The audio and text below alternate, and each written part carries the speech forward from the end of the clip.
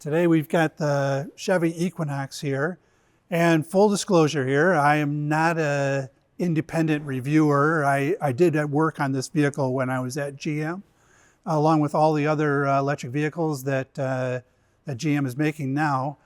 The Equinox, though, represents for me a milestone in the EV business because it does represent the cost parity with between electric vehicles and gas vehicles. The fact that it's an Equinox and there is also a gas Equinox kind of begs the question of, compare and contrast the EV version with the gas version. And I invite people to go ahead and do that themselves. So I did work on the powertrain in this vehicle. It's geared towards efficiency. It's about 215 horsepower or so.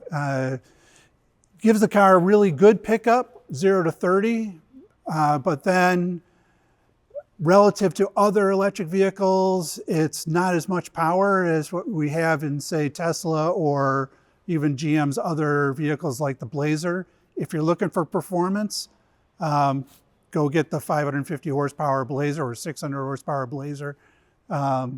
This car is a family car. It's a value play. Compare it cost-wise with any internal combustion vehicle that has similar size, space, pickup, and you'll find that this vehicle is, for my money, this is the vehicle that I recommend to my family. So that's the best recommendation I can give it. Let's take a quick look under the hood, see what we got.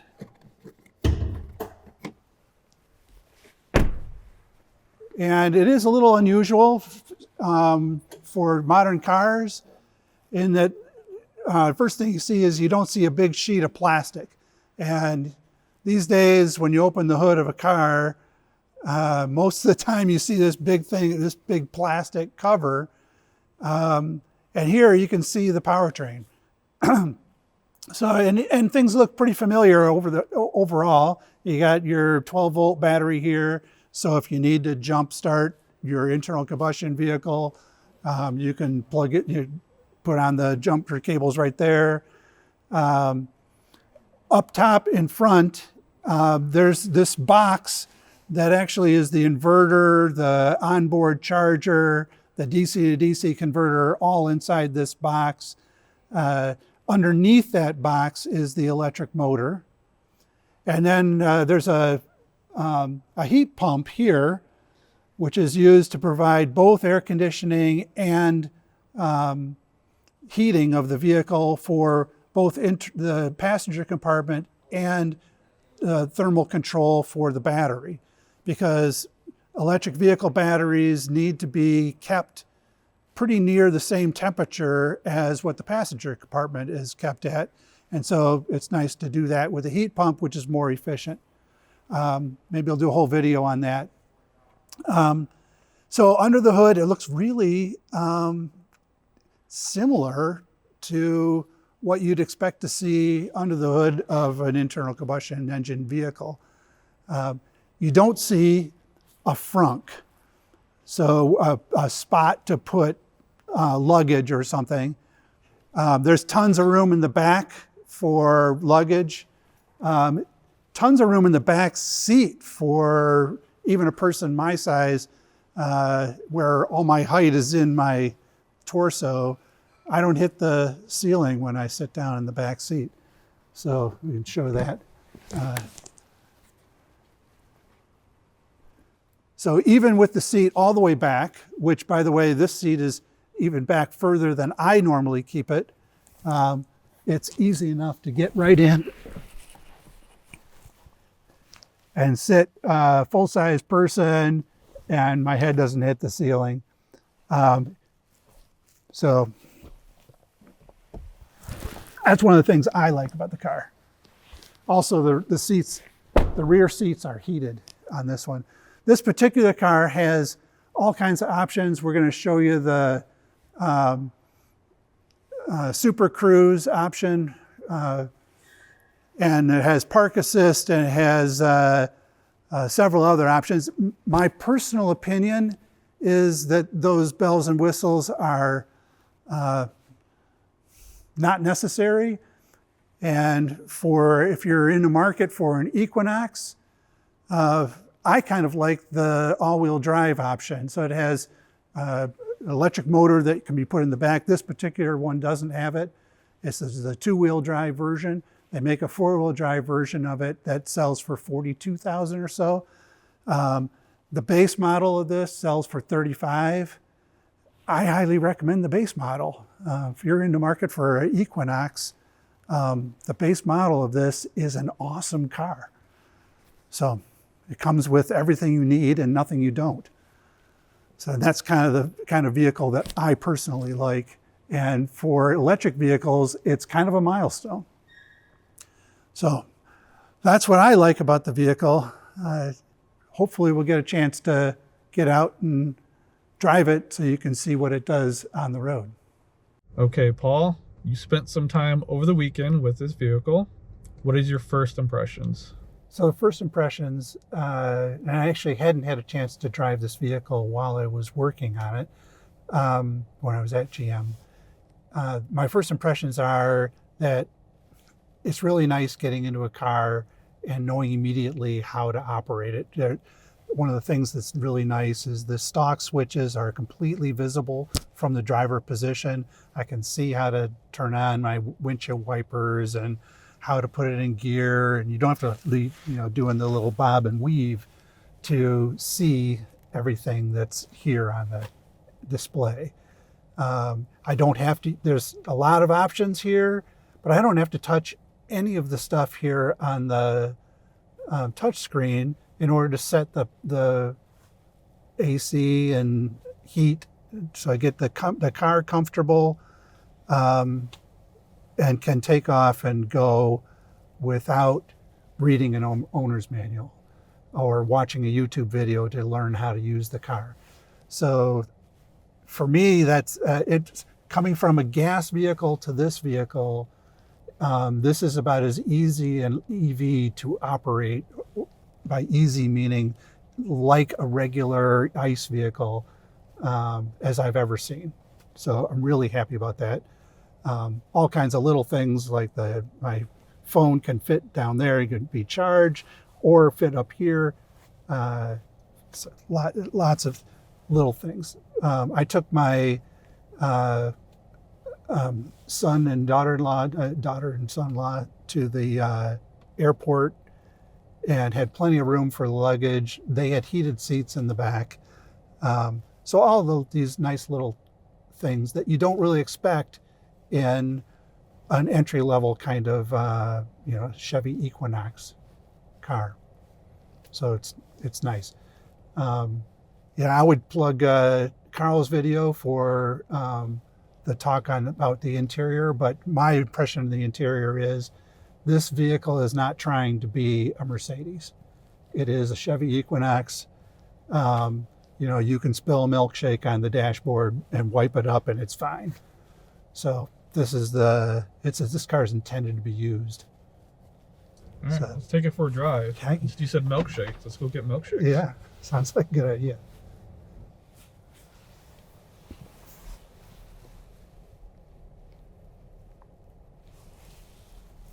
I love the overhead view on the camera. It's something that I've gotten used to.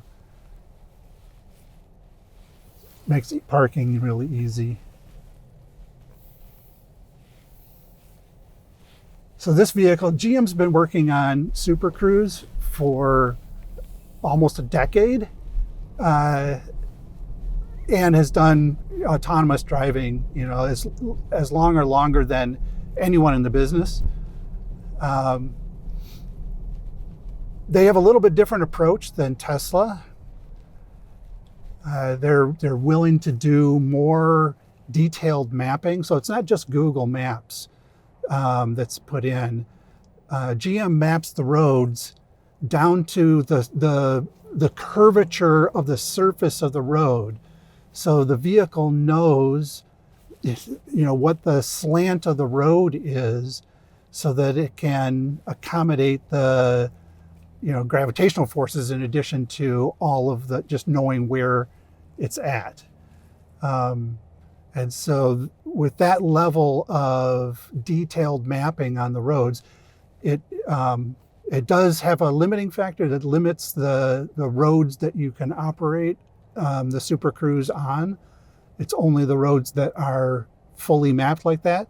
But at this point, after almost 10 years working at it, GM has mapped, tens or hundreds of thousands of miles of roads across the country. And so almost every major highway in the country is mapped. But you're not going to do Super Cruise on side streets. So you just drive the car normally. So does this have any guts? Can we accelerate?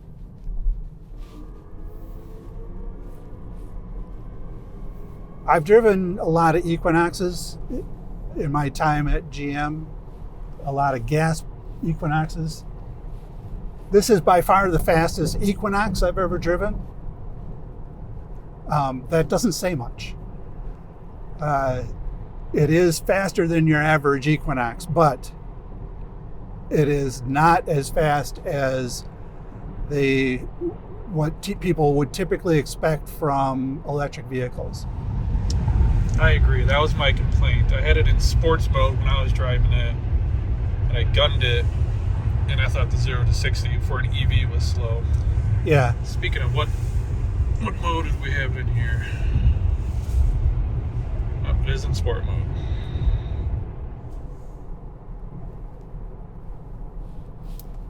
So sport mode gives a calibration that allows a little more current to the motor, especially at low end for good acceleration, 0 to 30. I did work on the powertrain, and this powertrain is it's really tuned around efficiency. The motor is among the most efficient motors in the world today.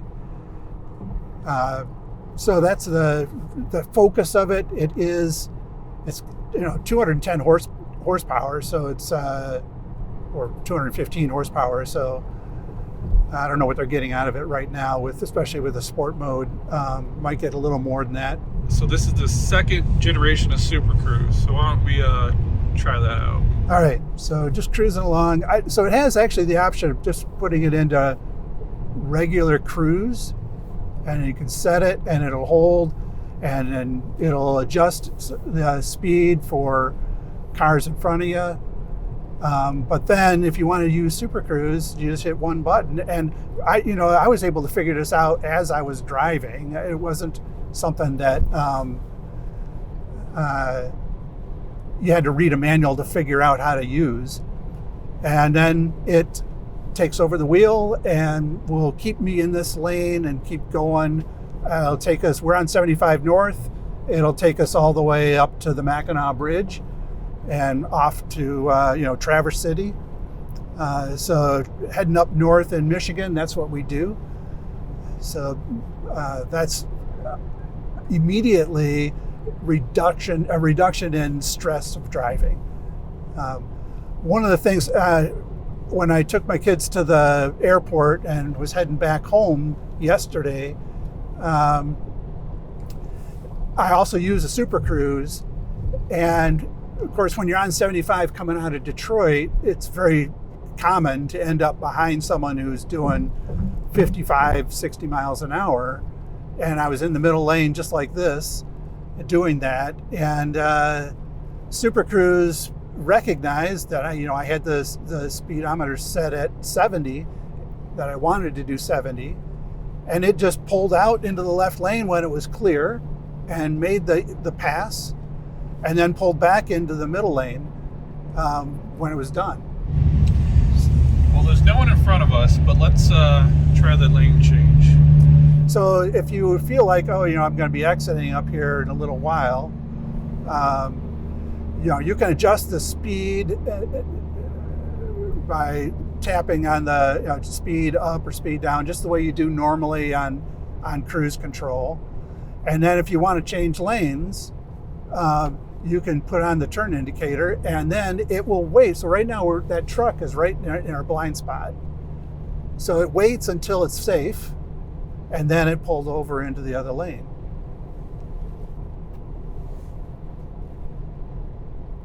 Just so you control it by using the turn indicator.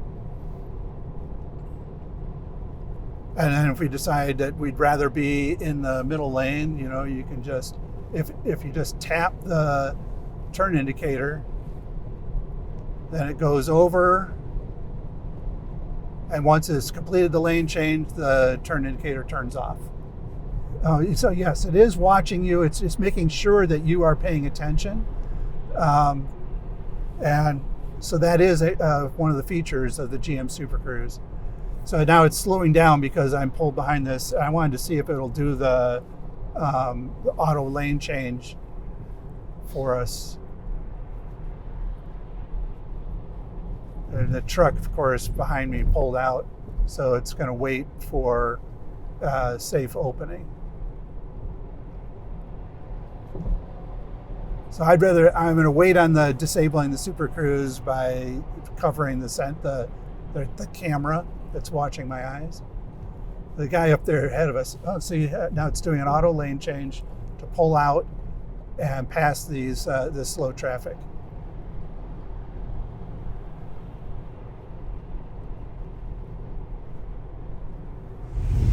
Okay, put your hand over the sensor. Let's see. All right, let's see if that'll. Yeah, so now it's blinking at me. That it's warning me. Yep, and Super Cruise was disabled.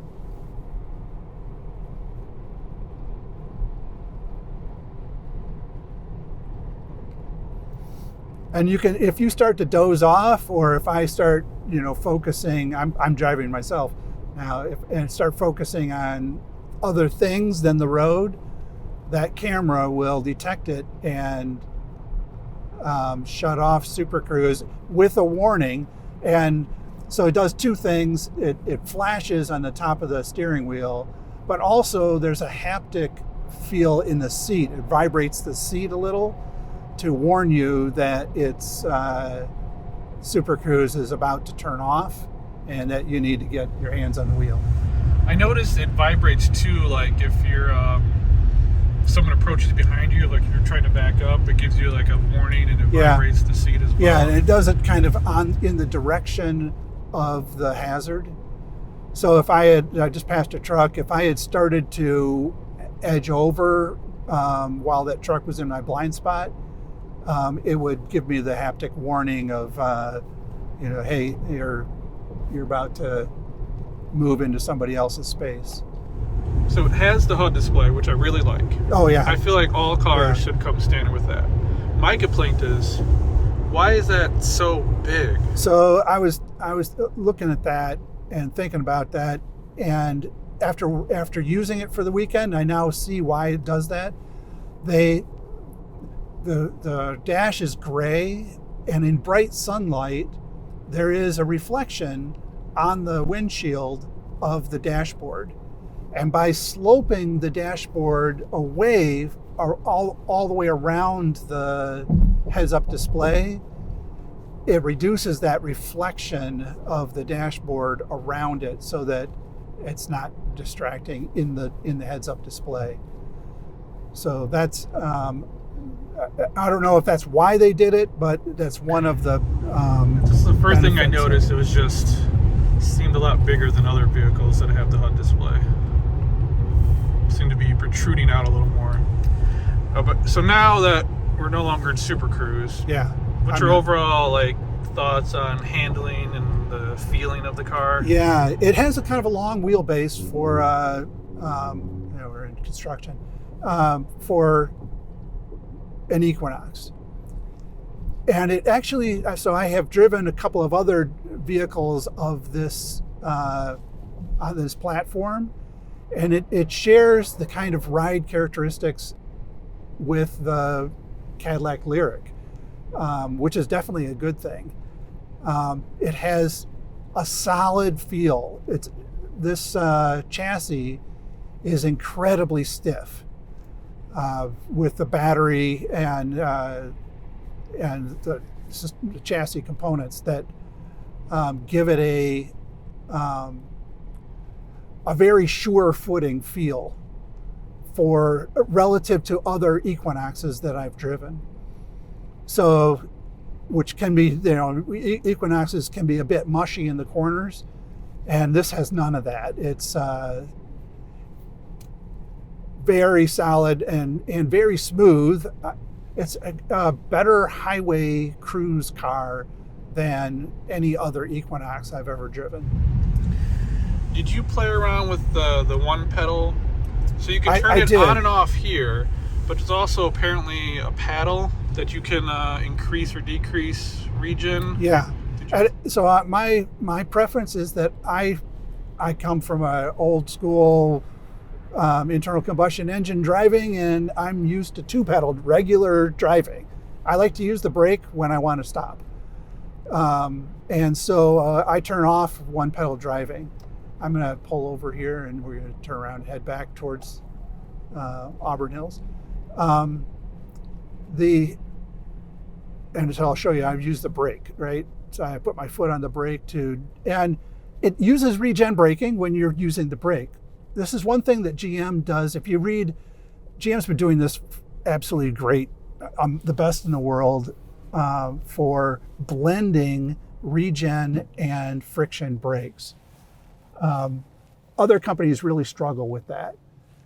And GM has been able to do that for years. I don't know if it's they got magic calibrators or if it's just the technology they're using on the brakes.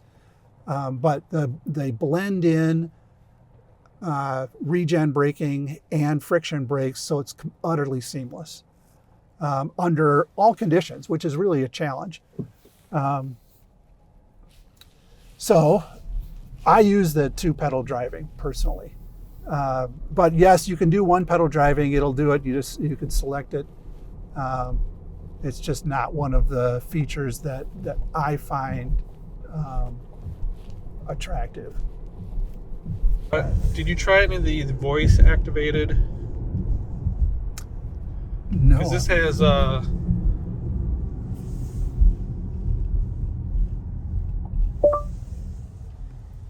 Hey Google, take us back to 1140 Center Road, Auburn Hills, Michigan. All right, 1140 Center Road. Let's go.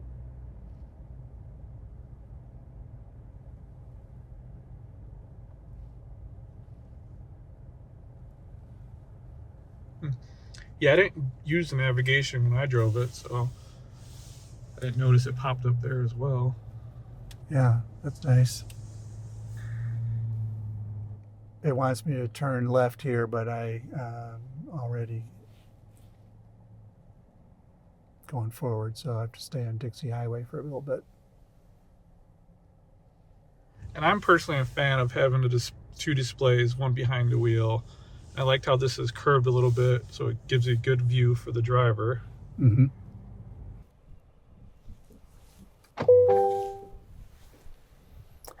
So, final thoughts for the Equinox. Again, this is a vehicle that I recommend to my family. And in general, I'm not sold on the bells and whistles.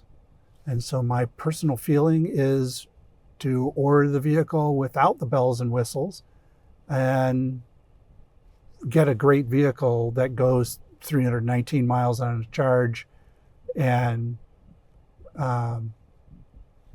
is an inexpensive vehicle to drive for an electric vehicle. This, I think, marks a milestone in the electric vehicle business because this vehicle marks the moment when GM achieved parity with the cost of an internal combustion engine vehicle. So this is the first electric vehicle American made that is at the same cost level as a comparable gas vehicle, especially when you consider the savings that you'd get for charging with electricity versus charging with gas. This car will save you $100 a month in gas or more, according to the EPA. And so if you consider that along with the payment, it's a pretty good economic deal. So that's my impression of it. I think it's a good deal. And it's the car that I recommend to my family.